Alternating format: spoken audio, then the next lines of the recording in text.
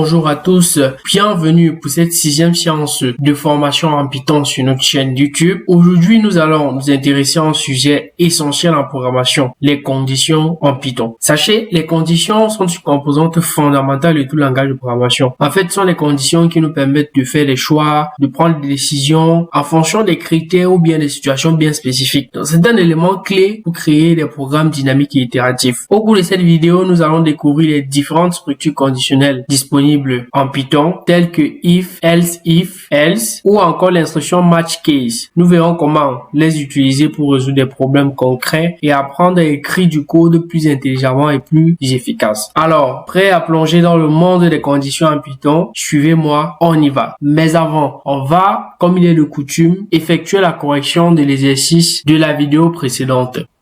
Il était question la fois dernière d'effectuer ces opérations, mais avant d'effectuer l'affichage, essayez tout d'abord d'effectuer un calcul en respectant les règles de priorité qui ont été présentées dans la vidéo. Ce que l'on doit faire donc, c'est traiter ces exercices-là. On commence donc par le petit a. La première étape, c'est d'identifier l'opérateur le plus prioritaire. Ici, on a moins. Moins, en fait, est à la priorité 4. C'est un opérateur additif. Ensuite, on a la multiplication. La multiplication qui est un opérateur multiplicatif, qui est déjà plus prioritaire que l'opérateur additif. Ensuite, on a plus qui est également un opérateur additif de niveau 4. Donc, ça veut dire, la priorité ici, là, c'est l'opérateur multiplicatif. Donc, c'est d'abord l'instruction moins 2 fois 3 qui sera exécutée. Donc, en faisant moins 2 fois 3, on aura moins 6. Et par la suite, on va constater en fait qu'il reste moins et plus qui sont de même niveau. Étant donné que les deux sont de même niveau, on va de la gauche vers la droite. Donc, on aura 8 moins 6 d'abord, ce qui va nous donner 2, et enfin plus 4, ce qui va nous donner 6. Si je fais un print de A, j'affiche, hop, j'ai 6. Magnifique. Petit b, on vérifie tout d'abord les signes et ensuite la priorité. On a la division en priorité 3, la multiplication priorité 3. Étant donné qu'on a tous la même priorité, on commence de la gauche vers la droite. Donc, on va d'abord faire un 6 divisé par 2 qui nous donne 3 et enfin un 3 fois 3 qui nous donne 9. Faisons un print de b. Effectivement, B donne 9. Super. Petit c, on identifie d'abord les opérateurs. On a plus, qui est le niveau 4. On a fois, la multiplication, qui est le niveau 3. On a l'exponentiation, qui est le niveau 2. Ce qui fait donc que, ici, la priorité, c'est l'exponentiation. Du coup, ce qui sera exécuté d'abord, c'est 2 exposant 2. 2 élevé à la puissance 2, c'est 2 fois 2, ce qui donne 4. Ensuite, on cherche l'opérateur le plus prioritaire. Encore en cours, on a le second qui est la multiplication fois. Donc ici, on a déjà 4. On fera les 4 ici fois 3. Super. On fera les 4 fois 3, ce qui va nous donner 12. Et enfin, on fera plus 4, ce qui va nous donner 16. On va faire un print de C pour vérifier. 16. Magnifique. Même principe pour le petit e. Une fois au niveau du petit e, on identifie d'abord les opérateurs et leur priorité. On constate ici qu'on a d'abord la parenthèse qui est de priorité 1. Ensuite, on a la division de priorité 3 et la multiplication de priorité 3 également. Donc, on va commencer d'abord à effectuer l'opération 8 plus 2. 8 plus 2 qui donne 10 tout d'abord. Ensuite, maintenant, on constate que la division et la multiplication ont la même priorité, c'est-à-dire la priorité 3. Donc, on va de la gauche vers la droite. Ici, on a déjà 10. Donc, ce qu'on va faire, c'est 10 divisé par 2, ce qui nous donne 5. Et on fera 5 fois 3, ce qui va nous donner 15. Donc, si je fais un print de E, j'exécute, j'ai effectivement 15 ici. Magnifique. Le dernier, petit d, on a plus, on a moins. Plus et moins sont de même niveau, niveau 4 de priorité. Donc, je vais de la gauche vers la droite, je fais d'abord 4 plus 5, ce qui me donne 9. Et je fais 9 moins 3, ce qui me donne 6. J'exécute mon code. Avant d'exécuter, j'affiche d'abord D, bien sûr. Et j'exécute mon code. Ok, 6. Magnifique. Je tiens à féliciter ceux qui ont trouvé, ceux qui ont cherché. Si vous n'avez pas trouvé, n'abandonnez pas. Continuez à suivre les formations, continuez à persévérer. Restez connectés sur notre page. Vous allez considérablement améliorer votre niveau.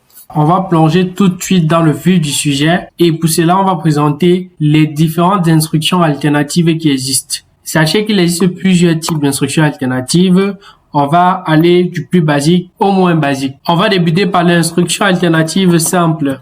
L'instruction alternative simple. Syntaxe if, condition, 2 points. Et ensuite, le bloc d'instruction est exécuté si la condition est vraie. Je vais prendre un cas pratique pour pouvoir expliquer. Imaginez que je souhaite écrire un programme en fait qui va me dire bonjour si c'est le matin. Donc, je vais déclarer une variable que je vais appeler matin, à qui je vais affecter true, par exemple. Et ensuite, je vais dire if matin et je vais faire un print de bonjour, print bonjour. Okay. Si j'exécute mon code, hop, j'ai bonjour. Pourquoi est-ce qu'il y a bonjour? Parce qu'en fait, comme le dit la syntaxe, c'est if condition. Et le bloc d'instruction est exécuté si et seulement si la condition est vraie. Étant donné que matin est vrai, le bloc d'instruction s'exécute. Je vais profiter de ce chapitre pour vous expliquer une notion importante en Python, c'est la notion d'indentation. Indenter le code. Indenter le code signifie quoi? Ça signifie tout simplement que lorsque vous avez par exemple, comme ici, une condition, une structure conditionnelle, toutes les instructions qui dépendent de cette structure-là doivent être décalées. Ça veut dire, print ne doit pas être ici, vous voyez directement, c'est en rouge. Il faut taper sur tab. Vous allez voir, il y a cet espace qui signifie en fait tout simplement que l'instruction print là est contenue dans le if. Dans d'autres langages, on va utiliser les accolades et tout le reste, mais en Python, c'est fondamental d'indenter pour signifier en fait que ceci est dans la condition, tout simplement. Pour mieux expliquer, je vais prendre un autre exemple. Si par exemple mon matin passe à false, si j'exécute mon code, hop, ça n'affiche rien.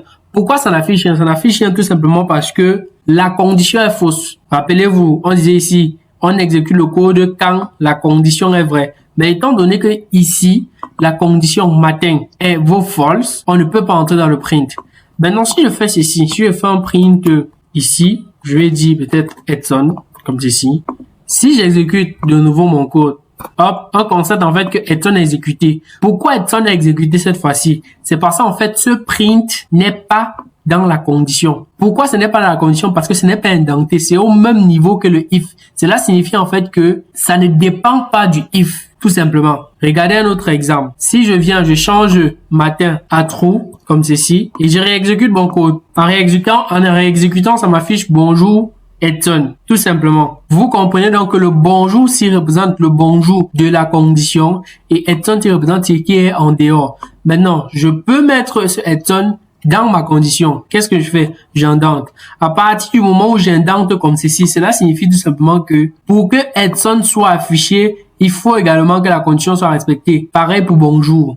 Ça veut dire, si je mets false ici, par exemple, je viens, je réexécute mon code, je n'ai rien. Tout à l'heure, vous vous rappelez, Edson s'affichait. Cette fois-ci, il n'est rien. Pourquoi? Parce que vu que j'ai indenté le print Edson, je précise en fait cette fois-ci que cette instruction est contenue dans mon if. Voilà pourquoi rien ne s'exécute. C'est capital vraiment de bien indenter le code en Python parce qu'en fait, si vous n'indentez pas bien à un moment donné, vous allez mélanger des blocs d'instructions et généralement vos résultats seront faussés. On peut donc continuer avec le second type d'instruction alternative qui existe, c'est l'instruction alternative multiple. Sa syntaxe est la suivante. If condition et à la ligne on va dire exécute le code quand la condition est vraie et on aura cette fois-ci en else exécute le code quand la condition est fausse. Ok, je m'explique. Avec l'instruction alternative simple, rappelez-vous, c'était if condition, c'est-à-dire si la condition est vraie, le bloc d'instruction s'exécute. Point. Maintenant, avec l'instruction alternative multiple, c'est soit l'un, soit l'autre. Ça signifie en fait que si la condition est vraie, j'ai un bloc d'instruction. Par contre, si c'est faux, j'ai un autre bloc d'instruction. Si je vais toujours dans la logique de mon programme, je vais dire si c'est le matin, je dis bonjour. Et sinon, je vais dire bonsoir, par exemple. Donc, je vais venir ici et je vais dire else et je fais un print de bonsoir. Cela signifie en fait que si la condition, c'est-à-dire matin si, est vrai, alors c'est le bloc d'instruction print bonjour qui sera exécuté. Par contre, si la condition est fausse, c'est le bloc d'instruction bonsoir plutôt qui sera exécuté. Ça signifie soit l'un, soit l'autre. Si j'exécute mon code cette fois-ci, ça affiche bonsoir. Évidemment, pourquoi? Parce que matin vaut false, puisque la condition est fausse. Rappelez-moi, on vous a dit que le else s'exécute quand ma condition est fausse. Par contre, le if s'exécute quand la condition est vraie. Si je viens donc, je remplace matin, la valeur de matin par true, en réexécutant mon code, j'ai bonjour, tout simplement. Le troisième type sont les instructions imbriquées. Les instructions imbriquées, en fait, sont utilisées pour présenter plusieurs alternatives. Je m'explique. Ici, on ne va plus se limiter à soit l'un, soit l'autre. On peut aller plus loin avec plusieurs possibilités. Voici la syntaxe. C'est if condition. Hop, on exécute le code quand la condition est vraie. Cette fois-ci, on aura un elif. Elif comme sinon si condition. Là, on aura plusieurs conditions. Donc, if condition 1, on exécute le code quand la condition 1 est vraie. Else if condition 2, on exécute le code quand la condition 2 est vraie. On peut mettre encore un elif. On exécute le code quand la condition 3 est vraie. Et ainsi de suite, et ainsi de suite, et ainsi de suite, et ainsi de suite. Ce qui fait que vous pouvez utiliser autant de elif dans votre programme, dépendamment de ce que vous voulez traiter comme problème, tout simplement. Maintenant, il faut savoir que les structures imbriquées peuvent maintenant se terminer par un else. Le else, maintenant, cette fois-ci, qui s'exécute à quel moment? Ça s'exécute quand toutes les autres conditions présentes sont fausses. Donc, s'exécute quand toutes les conditions sont fausses, tout simplement. Donc, le else, en fait, c'est comme, ça signifie autre, ça signifie sinon. Donc, c'est-à-dire, si toutes les conditions que vous avez présentées sont fausses, exécute donc le else, tout simplement. Je vais prendre un exemple cette fois-ci, en ajoutant une autre variable. On peut prendre une variable soit, on initialise aussi. Je prends soit, et peut-être j'initialise à false. Cette fois-ci, je vais dire ceci. Si matin, c'est-à-dire si le matin, alors j'écris bonjour. Sinon si, donc je fais un elif soit, je vais écrire bonsoir. Maintenant, on peut prendre aussi une autre variable qu'on va appeler après-midi, pour l'après-midi, qu'on peut initialiser à false. Et je peux également mettre un else if après-midi. Là, je fais un print de après-midi pour l'après-midi. D'accord, super. Maintenant, si je viens d'exécuter mon code comme ceci, hop, j'ai bonjour. J'ai bonjour pourquoi? Parce que matin vaut true.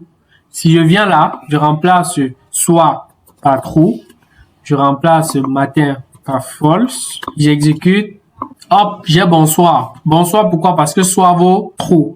Maintenant, je vous pose une question. Si je mets également matin à true, d'après vous, qu'est-ce qui va se passer? Vous pouvez mettre pause et réfléchissez ensemble et vous pouvez mettre pause et réfléchir à une réponse. Ok, si j'exécute en fait ce code, ce qui doit s'afficher c'est bonjour, comme vous voyez là, effectivement. Pourquoi? Parce qu'en fait, dans les structures conditionnelles imbriquées comme ceci, dès lors qu'à un moment donné, un bloc d'instruction s'exécute, le reste est ignoré. C'est-à-dire, votre programme sort complètement de tous les elif et else concernés. Ça veut dire, dès lors qu'ici, ça a testé, ça a vu que matin vaut true, ça a exécuté print bonjour, c'est directement sorti. Et à la fin, vu qu'il y a bien le programme s'est arrêté, tout simplement. Donc, lorsque vous présentez les conditions, ça signifie que en fait, c'est une seule condition qui sera exécutée, une et une seule, puisque tout ça, c'est relié, c'est chaîné, tout simplement. Je vous ai dit que les structures imbriquées peuvent exploiter le else à la fin. Déjà, c'est pas obligatoire, c'est facultatif, mais c'est très utilisé également. Le else à la fin des structures imbriquées.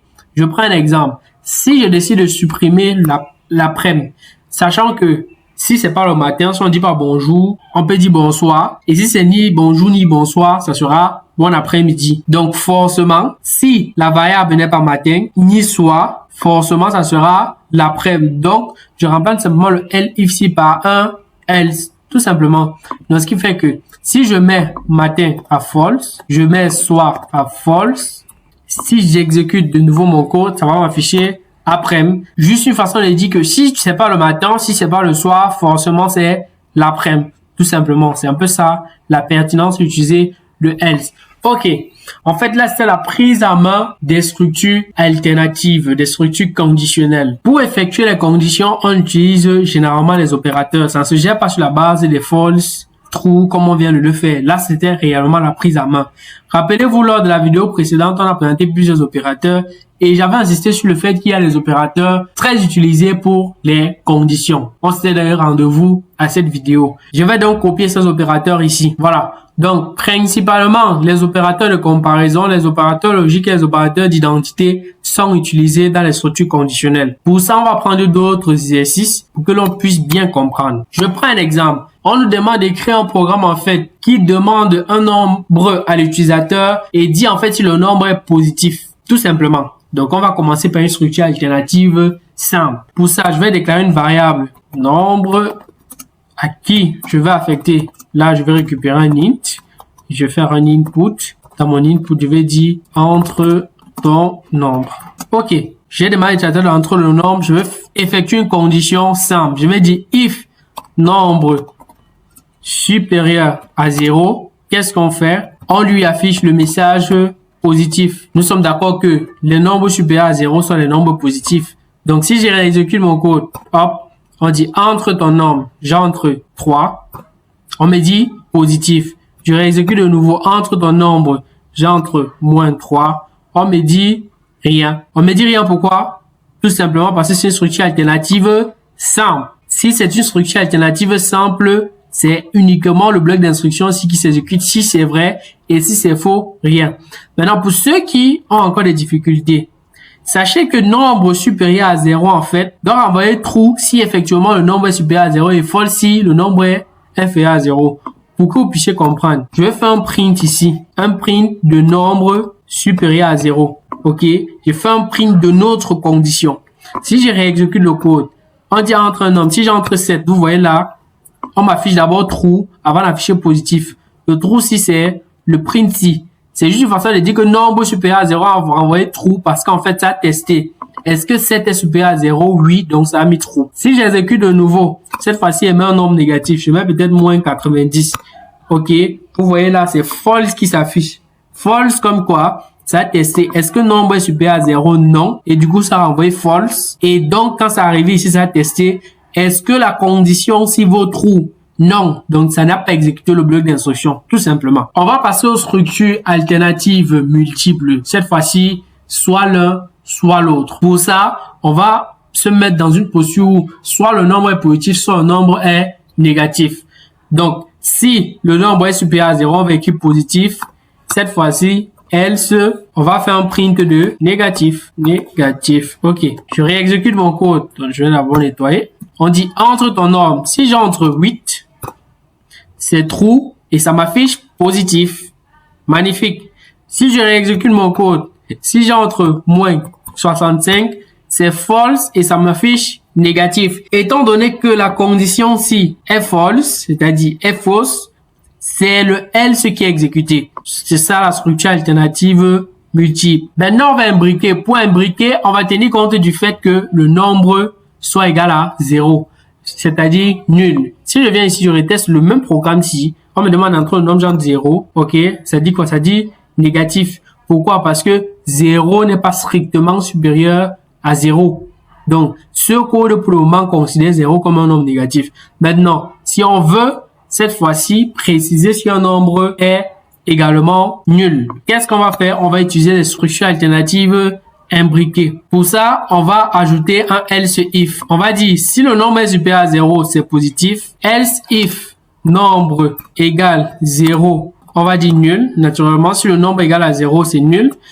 Je répète encore, notez bien, ne pas confondre l'opérateur d'affectation et l'opérateur d'égalité. Égal, égal, c'est l'affectation. Une seule égalité, c'est l'affectation. On se comprend. Égal, égal, c'est l'égalité, c'est-à-dire l'opérateur de comparaison. Et une seule égalité, c'est l'affectation. Je vais faire maintenant aussi un autre else if. Et au else if, je vais dire quoi? Je vais dire, par contre, si nombre est inférieur à 0, alors ce nombre est négatif. Je fais un print de négatif. Magnifique. Si je réexécute, j'ai ceci. Entre ton nombre. Si j'entre, cette fois-ci, peut-être 4, on m'affiche positif. Magnifique. je viens, je reteste. Entre ton nombre, si j'affiche 0, si j'entre 0, on me dit nul. Entre ton nombre, si j'entre moins 6, on va m'afficher négatif. Donc, vous voyez en fait que cette fois-ci, tout a été pris en compte. Maintenant, il était également possible d'utiliser un else. Pourquoi? Parce que nous savons tous que soit un nombre est positif, soit il est négatif, soit il est nul. Donc, ce qui fait que à la fin, on n'avait plus forcément besoin d'effectuer cette comparaison. Donc, on pouvait mettre tout simplement un else, sachant que else signifie tous les autres cas. Si je viens, je réexécute mon code, on va me demander d'entrer un nombre. Si j'entre moins 4, effectivement, on va me dire négatif. Si je réexécute, si j'entre 84, on va me dire positif. Si j'exécute, si j'entre 0, on va me dire nul. Magnifique, cela signifie que ça fonctionne parfaitement. Maintenant, je vais rapidement aussi expliquer les autres opérateurs qui sont l'inégalité, supérieur ou égal et inférieur ou égal. Rapidement, je vais essayer de présenter quelque chose comme ceci. Si par exemple, je disais plutôt si le nombre est supérieur ou égal à 0, j'affiche positif. Si j'entre par exemple 0, ça doit considérer comme positif. Pourquoi? Parce qu'il a dit supérieur ou égal. Ça veut dire si c'est supérieur au nombre, si je valide, c'est positif. Si c'est égal à 0, c'est également positif. Donc, supérieur ou égal signifie tout simplement soit supérieur, soit égal. C'est égal à vrai, tout simplement. Maintenant, différent. Si par exemple, je disais, si le nombre est différent de 0, on entre non nul. Si j'exécute, ok, si j'entre par exemple 0, rien ne s'exécute. Pourquoi? Parce que la condition d'entrée, c'est celle qui dit que le nombre doit être différent de 0. C'est si le nombre est différent de 0 que c'est vrai, tout simplement. Donc, si j'entre une autre valeur que 0, par exemple 8, ça va m'afficher non nul. Si j'entre, je sais pas, ce nombre-là, différent de 0, ça va m'afficher non nul. C'est un peu ça, l'inégalité. Maintenant, je vais expliquer les opérateurs logiques avec les structures conditionnelles. Pour ça, je vais prendre un exemple que l'on utilise habituellement. Je vais simuler un programme où on demande le mot de passe d'utilisateur et son nom. Donc, je vais supprimer ça et déclarer une variable que je vais appeler mot de passe. Et puis, je vais demander à l'utilisateur d'entrer son mot de passe. Je vais déclarer une autre variable que je vais appeler nom pour le nom d'utilisateur, qui sera un string naturellement, input. Et puis là, on va dire entre ton nom. Ok. On va simuler. On suppose que un utilisateur veut se connecter à mon application. Je vais demander son nom et son mot de passe. Maintenant, je vais déclarer maintenant deux variables qui contiennent le véritable nom d'utilisateur que j'attends et l'autre variable qui contient le véritable mot de passe que j'attends. Je vais déclarer une variable nom à qui je peux affecter, disons, Edson, c'est-à-dire c'est le nom en fait véritable. Et cette variable ne peut pas s'appeler nom tout simplement. On va dire nom peut-être val, comme nom valide. Ça veut dire le nom qu'attend le système. Je vais déclarer une autre variable mot de passe val, comme mot de passe valide, à qui je vais affecter. On peut dire que le mot de passe est 237 comme ceci. Vous voyez ici, j'ai pas vu 237 dans les guillemets tout simplement parce que c'est un int que je vais demander à l'utilisateur. Donc, je prends également un int ici. OK. Comment vérifier donc dans mon programme? Pour vérifier dans mon programme, ce que je vais faire, c'est tout simplement if mot de passe égale, ne pas confondre l'égalité avec l'affectation, je précise. If mot de passe égale à mot de passe val, qu'est-ce qu'on fait? On va printer un message comme quoi connexion OK. Donc, tout simplement, ce que je suis en train de dire, c'est que si le mot de passe que l'utilisateur entre, c'est-à-dire dans la variable mot de passe, est égal à mot de passe val, c'est-à-dire le mot de passe qu'on attend, on affiche le message connexion OK. Si tu exécutes mon code, entre ton nom, j'entre Edson, entre ton mot de passe, j'entre 45, rien ne s'affiche tout simplement parce qu'en fait, le mot de passe est faux. Si je réexécute, on dit entre ton nom, j'entre peut-être, entre ton mot de passe, je mets 237, entrée, cette fois-ci, on me dit connexion OK.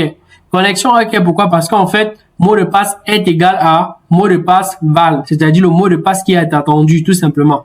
Donc, on va aussi mettre un else, comme quoi, si les informations sont fausses, on va te faire un print de connexion non OK. Donc, on peut dire ça comme ça, je ne veux pas beaucoup réfléchir. Donc, on va dire connexion non OK. Donc, ce qui fait que je réexécute.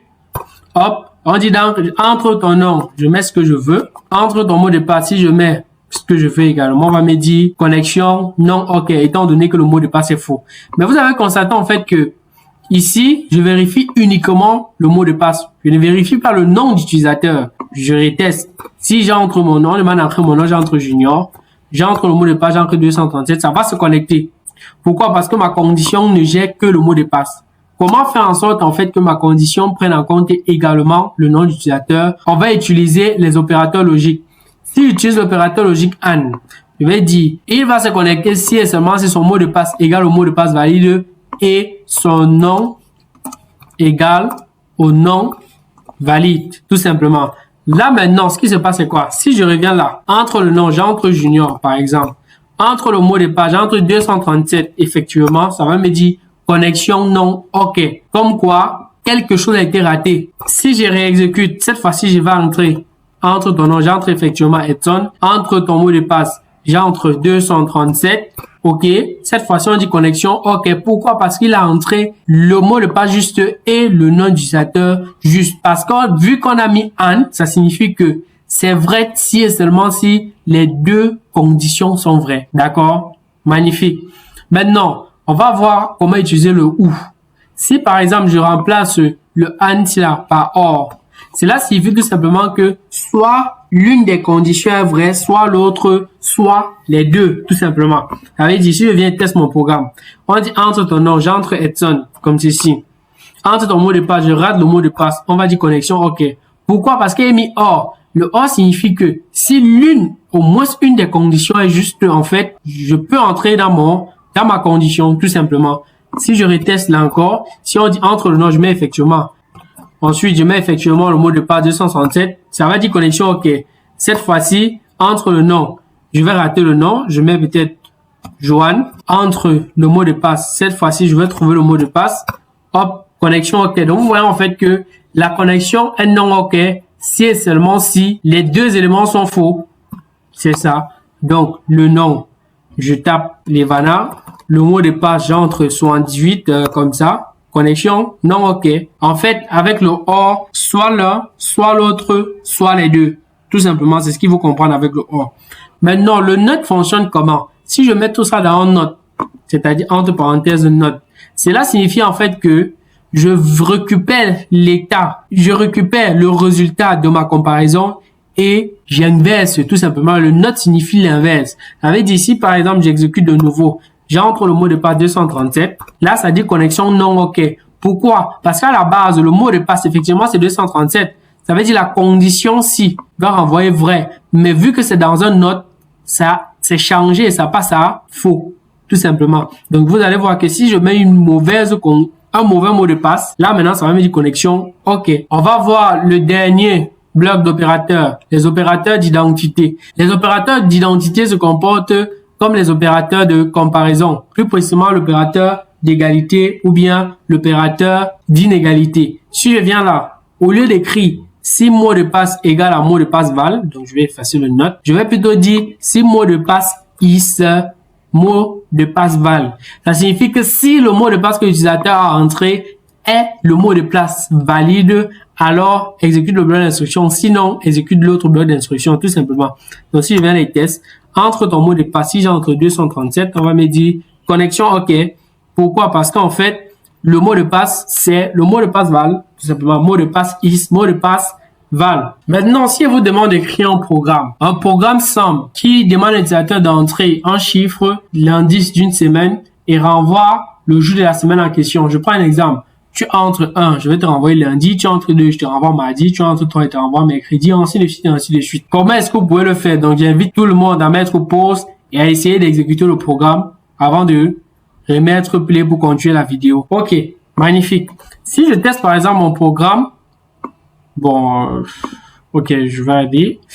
Bon, je vais m'arrêter à mercredi, c'est le même principe jusqu'à dimanche. Donc, si je vais les tests, OK, entre ton nombre, si j'entre 2, le programme affiche mardi. Magnifique. Si j'entre 1, le programme affiche lundi. Super. Vous voyez là que ça marche parfaitement. Mais imaginez-vous que je vous demandais de faire par exemple les 12 mois. Vous devez voir que ce sont les mêmes instructions qu'il fallait répéter 12 fois. Si je demandais de le faire pour, je ne sais pas, pour 50 éléments, vous devez faire la comparaison pour les 50. Pour ça, en fait, le langage Python nous offre une facilité avec une instruction spéciale qui vient résoudre le problème d'une grande suite d'instructions else if, c'est-à-dire des instructions imbriquées. Si dans un code ou durant un travail, vous avez trop de else if à utiliser, je vais vous recommander d'utiliser le match case. Le match case permet tout simplement d'effectuer les tests par rapport au cas spécifique. Comment est-ce que c'est représenté? Sa syntaxe, c'est tout simplement match, nom de la variable, donc c'est-à-dire la variable sur laquelle on effectue les tests, deux points, et ensuite on met case 1, c'est-à-dire case valeur 1, deux points, bloc d'instruction, et ainsi de suite, et ainsi de suite. On va directement implémenter. Je vais faire un match joue, deux points, et cette fois-ci, je vais faire un case 1, deux points, je vais faire un print de lundi, case 2, print de mardi. Ok, magnifique. Ce qui fait que si je teste mon programme, je tape là, entre ton nombre, si j'entre 3, on m'affiche mercredi. Entre ton nombre, si j'entre 7, on m'affiche dimanche. Si j'entre 5, on m'affiche vendredi. Entre ton nombre, et ainsi de suite, et ainsi de suite. Donc, vous voyez que ça fonctionne parfaitement. Alors, c'était tout pour cette vidéo. Alors, voilà l'essentiel sur les conditions en Python. J'ai prévu l'exercice pour la prochaine séance. Voici le devoir en question. Donc, exercice 1, il sera question d'écrire un programme qui détermine si un nombre est pair ou impair, tout simplement. Et afficher un message pour signaler. Ok. Ça signifie que vous demandez à l'utilisateur d'entrer un nombre. Si j'entre par exemple 2, votre programme va me dire il est pair. Si j'entre par exemple 7, il va me dire il est impair, tout simplement. Exercice 2. Vous allez écrire un programme qui prend les deux notes d'utilisateur, calcule la moyenne des deux notes et affiche la mention